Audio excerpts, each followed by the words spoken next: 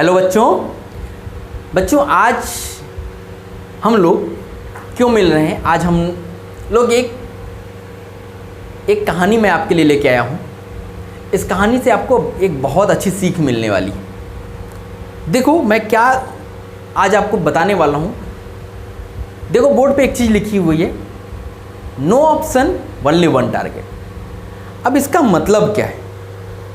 अब इस वर्ड का, इस सेंटेंस का मतलब क्या है? तो चलो इसको मैं बताता हूँ। तो उससे पहले मैं आपको एक चीज़ बताता हूँ कि जो बच्चे होते हैं, आप एक स्टूडेंट हो, आप पढ़ाई कर रहे हो और हर एक बच्चा ये चाहता है कि एक सक्सेस अचीव करे, एक लाइफ में एक उसने अपना एक टारगेट बनाया हुआ है, उस टारगेट की तरफ वो जाना चाहता है, लेकिन हर एक बच्चा वहाँ तक नहीं पहुँच पाता है। तो रीज़न क्या होता है? देखो जब हम स्टूडेंट्स को कैटेगराइज करते हैं तो हमने 3 कैटेगरी में उनको डिवाइड किया है। हमने बोला है एक वो बच्चे होते हैं जो बहुत अच्छे होते हैं, एक वो बच्चे होते हैं जो बहुत अच्छे होते हैं, मतलब बहुत अच्छे, बहुत अच्छे, बहुत अच्छे होते हैं। और एक वो बच्चे होते हैं जो मीडियम होते हैं। और एक कैटेगरी जो होती है, जो थर्ड कैटेगरी होती है अपनी, क्या नाम दें इनको? कोई भी नाम दे दो। महान आत्मा,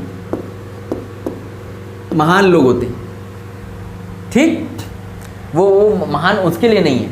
देखिए अभी जो महान बच्चे होते हैं, जो थर्ड कैटेगरी वाले बच्चे होते हैं, ये पूरे सैंपल में, चाहे किसी भी क्लास की बात कर लो, चाहे किसी भी कंपटीशन की तैयारी कर रहे हो बच्चे, उसमें ये केवल 10% ही होते हैं।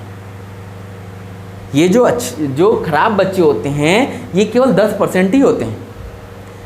इनकी क्या क्या क्वालिटीज़ होती हैं? ये सबसे पहली बात, इर्रेगुलर होते हैं क्लास में, इर्रेगुलर होते हैं क्लास में, इर्रेगुलर इन क्लास, क्लास में इर्रेगुलर होते हैं। ये क्या होते हैं? Active on social media, social media पे काफ़ी एक्टिव होते हैं, खूब फेसबुक चैटिंग, खूब व्हाट्सएप पे, खूब इंस्टाग्राम पे, हर जगह पे होते हैं और काफ़ी एक्टिव होते हैं। और क्या होते हैं भाई? ये क्या होते हैं कि इन वीक, पूरे वीक में 2 घंटे पढ़ लिए तो बहुत पढ़ लिए, 2 आवर्स स्टडी। पूरे वीक में 2 घंटे पढ़ लिए तो बहुत है, इतना उनके लिए बहुत है, इतना पढ़ लिए तो भी बहुत ज़्यादा है। ये क्या होते हैं? और क्या इनके अंदर क्वालिटी होती है? इनके पास गर्लफ्रेंड्स भी होती हैं। ये गेम खूब खेलते हैं, पबजी खूब खेलते हैं। इन सब में इनका इंटरेस्ट बहुत होता है और इनको ये पता होता है कि ये किस कैटेगरी में आते हैं, इसलिए इनको अपने रिजल्ट का बहुत दुख नहीं होता है। अगर ये एक बार रिजल्ट खराब आता है तो ये एक बार दूसरों के ऊपर मरते हैं, लेकिन इनको वास्तविकता में पता होता है कि इनकी क्या औकात थी और ये क्या पाए हैं, ये जानते हैं। और ये जो बच्चे होते हैं, ये आपके रेगुलर होते हैं क्लास में ये रेगुलर होते हैं, स्टडी करते हैं 3 to 4 आवर्स पर डे 3 से 4 घंटे ये पढ़ते हैं। हाँ एक चीज़ और, इनका जो स्लीप होता है, सोना जो होता है, ये आपका कभी 8 घंटे सोएंगे, कभी किसी दिन 2 घंटे सोएंगे, कभी 12 घंटे सोएंगे, कभी 6 घंटे सोएंगे। इनका इर्रेगुलर स्लीप होता है। ये क्या होते हैं? ये 3 से 4 घंटे पढ़ते हैं और ये सोते जो हैं 8 घंटे के आसपास सो लेते हैं। और ये क्वेश्चन जब लगाते हैं तो 30 से 40 क्वेश्चंस पर डे लगाते हैं। एक से दिन में 30 से 40 क्वेश्चन लगा लेते हैं, मेहनत करते हैं। स्कूल भी रोज़ जाते हैं, कोचिंग भी रोज़ जाएंगे, पढ़ेंगे भी, सोएंगे भी 8 घंटे, ज़्यादा नहीं सोते हैं, एक फिक्स सोना टाइम होता है इनका, और 30 से 40 क्वेश्चन लगा भी लेते हैं।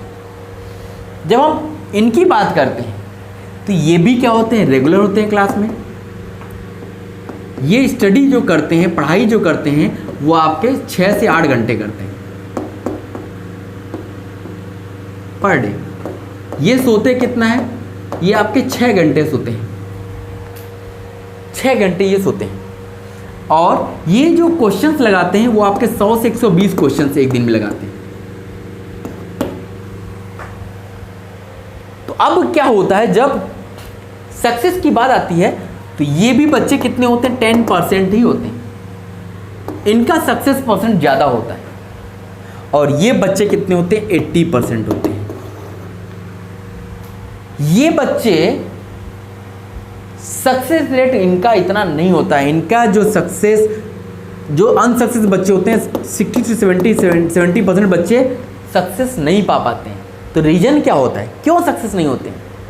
इनका रीज़न ये होता है, देखो जैसे ये बच्चा जब आता है तो इसका एक टारगेट है कि भैया इसको IIT जाना है, और IIT सोच के आता है, IIT जाता है। ये इनमें 99% बच्चे यहाँ तक पहुँच जाते हैं। ये जो बच्चे होते हैं, ये जब आते हैं, जब अपनी प्रिपरेशन स्टार्ट करते हैं, हम IIT की बात नहीं कर रहे हैं, हम एक जनरल कंपटीशन या जनरल लाइफ की बात कर रहे हैं, वहाँ पे भी हम एक कंपेयर कर रहे हैं। तो ये जब आते हैं तो इन्होंने टारगेट बना लिया कि भैया मुझे IIT जाना है। जब इन्होंने प्रिपरेशन स्टार्ट की, 1 महीना 2 महीने बीता, तो इनको लगने लगा कि अरे यार मेरे क्वेश्चंस तो नहीं हो पा रहे हैं, मेरा ये टॉपिक तो नहीं अच्छा है। तो अब ये क्या होता है, अभी 2 महीने बाद इन्होंने एक ऑप्शन दे दिया अपने आप को कि भैया चलो IIT नहीं तो NIT तो हो ही जाएगा, ऑप्शन दे दिया। फिर 2 महीने और बीते, जैसे तैयारी और आगे बढ़ी, तो कुछ दिन बाद इन्होंने क्या किया, अरे यार चलो अब तो लग रहा है कि मेरा ऑप्टिक्स तो हो ही नहीं पा रहा है, तो अब तो लग रहा है कि चलो कोई बात नहीं, JEE मेन क्वालिफाई होगा कि नहीं है, चलो नहीं होगा तो प्राइवेट कॉलेज तो है ही है, बढ़िया वाला प्राइवेट कॉलेज ले लेंगे। तो क्या होता है, जब इन्होंने अपने टारगेट में ऑप्शंस दे दिए, अब ये क्या होता है, जब ये इनका समय बीतता है तो ये ना तो यहाँ पहुँच पाते हैं, ना यहाँ पहुँच पाते हैं, ना यहाँ पहुँच पाते हैं। अंत में क्या होता है, जहाँ किस्मत ले जाती है वहाँ चले जाते हैं।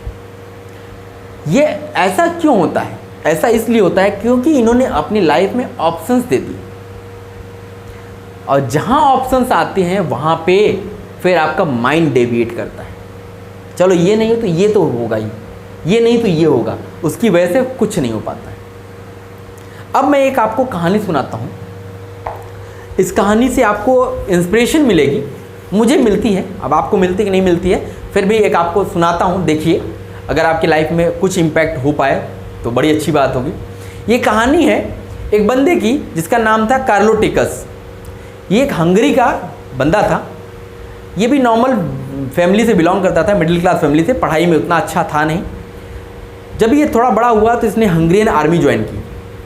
हंगरियन आर्मी में जब ये गया तो इसको अपने एक टैलेंट का पता चला कि ये शूटिंग बहुत अच्छा करता है।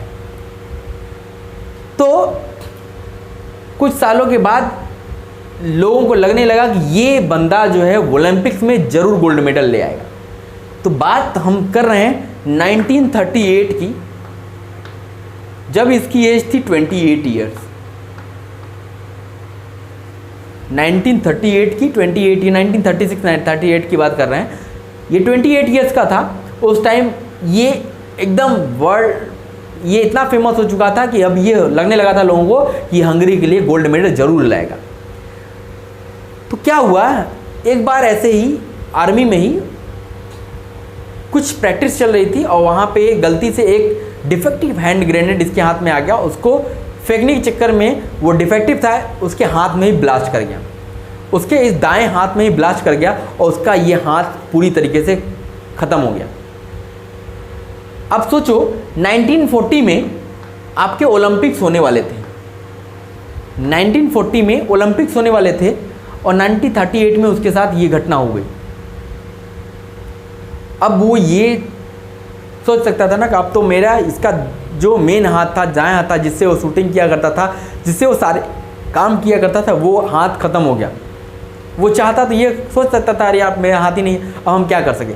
लेकिन उसने क्या किया, किसी को पता नहीं है, उसने धीरे धीरे धीरे अपनी प्रैक्टिस स्टार्ट की। अब उसके पास क्या थे, ऑप्शंस नहीं था ये हाथ या ये हाथ, अब उसके पास में एक ही हाथ बचा था। उसने क्या किया, इस हाथ से, उल्टे हाथ से प्रैक्टिस करनी शुरू की, इस हाथ से उसने प्रैक्टिस करनी शुरू की।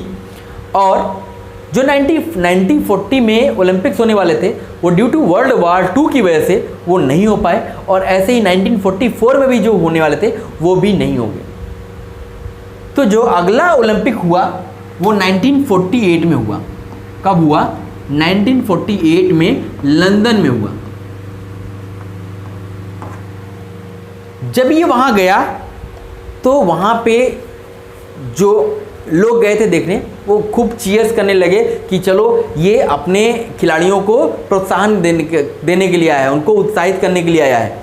लेकिन ये खुद शूटिंग रेंज में उतर गया, और आप मानोगे नहीं, उसने 1948 के ओलंपिक में 25 मीटर रेंज में उसने फर्स्ट गोल्ड मेडल हासिल किया।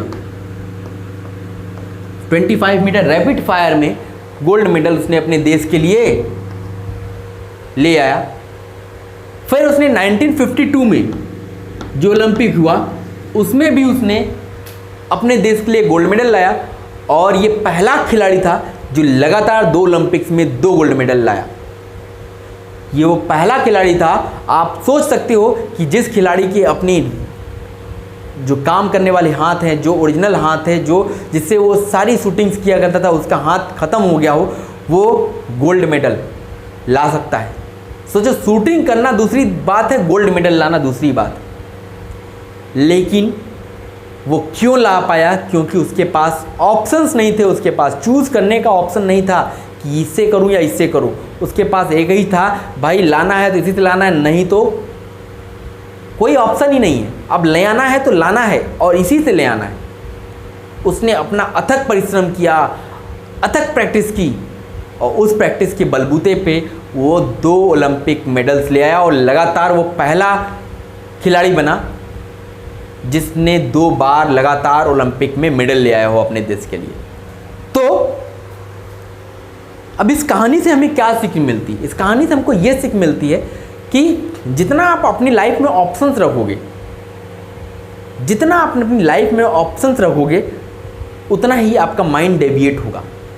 ये बच्चे क्यों सक्सेस होते हैं? क्योंकि उन्होंने ये टारगेट एक बनाया, और उस टारगेट के अकॉर्डिंग उसने अपनी प्रैक्टिस स्टार्ट की, और प्रैक्टिस कॉन्टिन्यूअस की, एक फोकस के साथ की और लगातार की, जब तक कि उसने इसको अचीव नहीं करी। लेकिन इसने क्या किया, जैसे ही 2 महीने बीते उसने अपने टारगेट को शिफ्ट कर दिया, फिर जैसे 2 महीने बीते उसने टारगेट को शिफ्ट कर दिया। तो ऐसे शिफ्ट करते करते वो कहीं का नहीं होता है।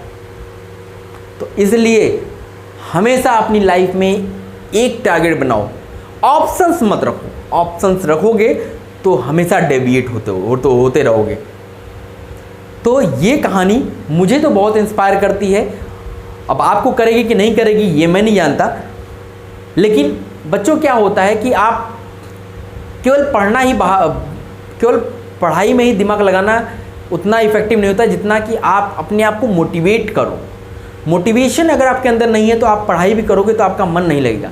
इसलिए मोटिवेशन बहुत ज़रूरी है। वो मोटिवेशन कहाँ से आएगा? इन जैसी स्टोरीज़ को पढ़ के, जो हकीकत है, जो वास्तविक है, इन ऑटोबायोग्राफीज़ को पढ़ने से आपको एक मोटिवेशन मिलता है। जब ये कर सकते हैं तो हम क्यों नहीं? जब इनके पास ये डिफेक्ट था तब नहीं इन्होंने किया। मेरे पास तो सब कुछ सही सलामत है, मेरा दिमाग भी काम कर रहा है, मेरा सब कुछ सही कर रहा है, तो मैं क्यों नहीं कर सकता? जब ये एक हाथ से ये इतना कुछ अचीव कर सकते हैं तो मैं क्यों नहीं कर सकता? तो बस क्या होता है कि आप अपना गोल सेटअप करो, अपना माइंड एक टारगेट की तरफ फोकस करो, और उसके लिए अथक परिश्रम जितनी कर सकते हो। ये जो 100 से 120 क्वेश्चन पर डे लगाता है, ये उसका परिश्रम यहाँ तक ले जाता है। और इसने इसके नीचे का सोचा ही नहीं था। जब नहीं सोचा था तो इसके लिए ऑप्शंस था ही नहीं, इसलिए वो वहाँ पहुँच पाता। और जो ऑप्शंस रखता है तो लाइफ में ऑप्शन की तरह ही चलता चला जाता है, कुछ नहीं अचीव कर पाता है। तो बच्चों, ये कहानियाँ सुननी चाहिए, देखनी चाहिए, समझनी चाहिए, पढ़नी चाहिए। पढ़ोगे तब सीखोगे, तब कुछ इंस्पिरेशन आएगा आपके अंदर। जब तक इंस्पायर नहीं होंगे तब तक वहाँ तक पहुँचने में एक होता है ना, आपको एक फोर्स आपको मिल जाता है, एक कोई आपको पीछे से धक्का दे देता है। तो ये चीज़ें धक्का देती हैं, ये एक इंस्पायर करती है चीज़ें। तो बच्चों, आशा करता हूँ कि आपको इस कहानी से, इस वीडियो से कुछ ना कुछ चीज़ मिली होगी जिससे आप इंस्पायर होगे। अगर इंस्पायर होते हो तो आप ज़रूर कमेंट करना, और इन वीडियो को आप अपने फ्रेंड सर्कल जहाँ भी सर्कुलेट कर सकते हो सर्कुलेट करो, ताकि ज़्यादा से ज़्यादा लोगों तक ये चीज़ें पहुँच सकें। और जो लोग इसका यूज़ कर सकते हैं, उनको अगर इनका फ़ायदा मिल सके तो वो ज़रूर मिले। तो बच्चों, चलो आप अपना एक टारगेट बनाओ और उसके लिए एक अथक परिश्रम करो, शुरू से अपना फोकस की तरफ अचीव करो, अपने गोल को सेट कर लो और एक फोकस के साथ आगे बढ़ो, तभी आप आगे वहाँ तक पहुँच पाओगे, और ये गारंटीड है कि आप पहुँचोगे। ओके, थैंक यू फॉर बच्चों फॉर वॉचिंग दिस वीडियो।